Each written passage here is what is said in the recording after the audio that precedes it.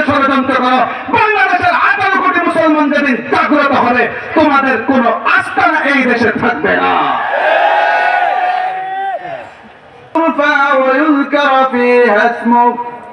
এই আয়াতের ব্যাখ্যায় আবু হাইয়ান আন্দালুসি রাহমাতুল্লাহ আলাইহি তার বিখ্যাত তাফসীরের কিতাব তাফসীর বাহরুল মুহিত লেখেন, মসজিদ যেরকম ভাবে আল্লাহর ঘর, যে সমস্ত প্রতিষ্ঠানে কোরআন এবং হাদিস এবং শরীয়ত শিক্ষা দেওয়া হয়, তিনি বলেন সেই প্রতিষ্ঠানগুলো আল্লাহর ঘর। বলেন মাদ্রাসা কার ঘর? আরে যারা বলেন কার ঘর? আল্লাহর ঘরে কেউ যদি মাথা দিয়ে টক্কর দিতে আসে, যে টক্কর দিব তার মাথা চূর্ণ বিচূর্ণ হবে। কওমি মাদ্রাসা জায়গায় থাকি।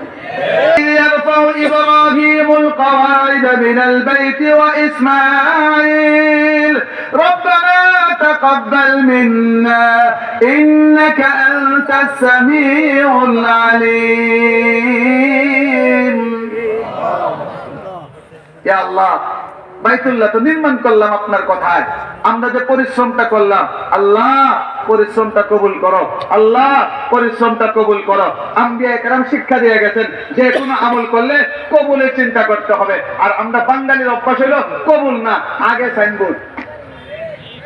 হজ করলে আল হাজ আব্দুর রহমান, কথা কেন তো যে সদকা করে তাহলে করবেন হ্যাঁ জনাব মোহাম্মদ আজ সদকা আব্দুল আলী।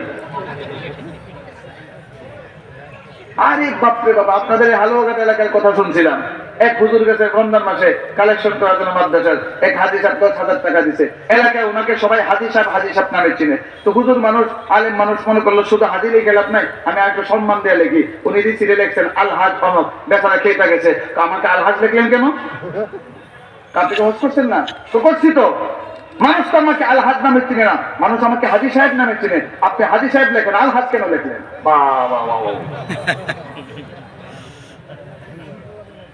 তাহলে আপনারা যারা যাকাত দিবেন আপনার নাম বলে আজ যাকাত কমক। বাইতুল্লাহ শরীফ যায় দেখার জন্য আল্লাহ নবী বলেন যে সর্বপ্রথম বাইতুল্লাহ দেখলো, ওই মুহূর্তে যা চায় আল্লাহ সব দেন প্রথম দৃষ্টি করার সাথে সাথে। কিন্তু বাঙালি করে কি এখন প্রথম দৃষ্টির সাথে একটা দোয়া টোয়ার না, আগে দেখে মোবাইলের চার্জ ঠিক আছে কিনা।